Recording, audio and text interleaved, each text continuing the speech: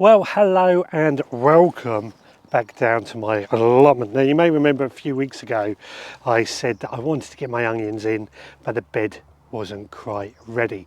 So I started growing these onions back at home. Well, looking at these onions now, I think it's safe to say that these are ready to go into the ground. And that's what I've started doing today while on the allotment.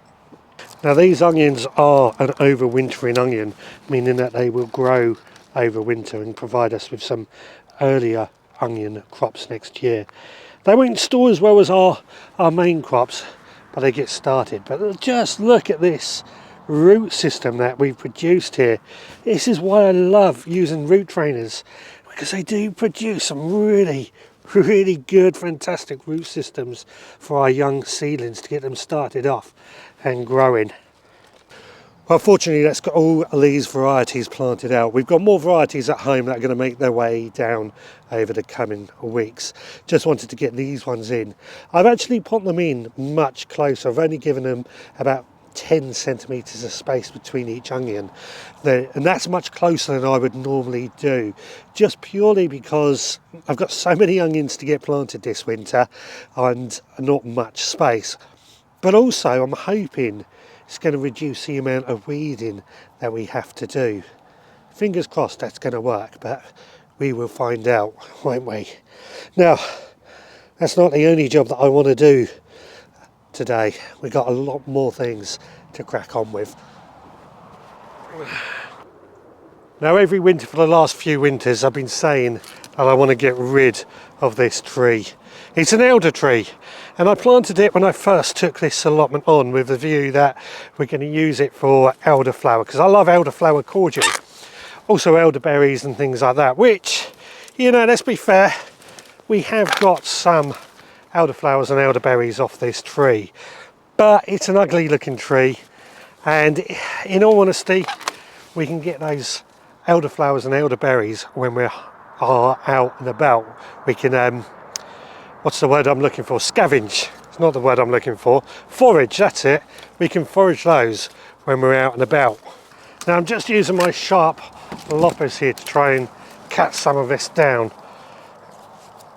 In the past, and the reason that this has taken me so many years to try and do, I tried using my battery chainsaw to cut this down, but this thin wood isn't too bad. The thick wood, however, down at the bottom, is a while almost impossible to even try and cut down with a battery chainsaw. Really, it's going to need a professional in to remove this tree, but I just want to try and remove as much as I possibly can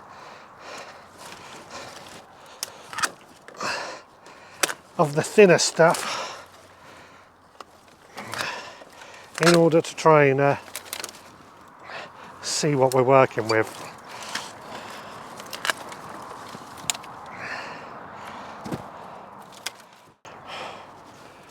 Well, I've been at this for about 10 minutes now, and I can honestly say I've done far better than I thought I would. When I started, this tree was above my head. These Fiskers L77, I got these from Gardener's World, have been amazing. I'm genuinely surprised just how much they've cut, and just to see just how surprised I was to cut that piece here. I mean, that's quite a solid piece. Down there even thicker.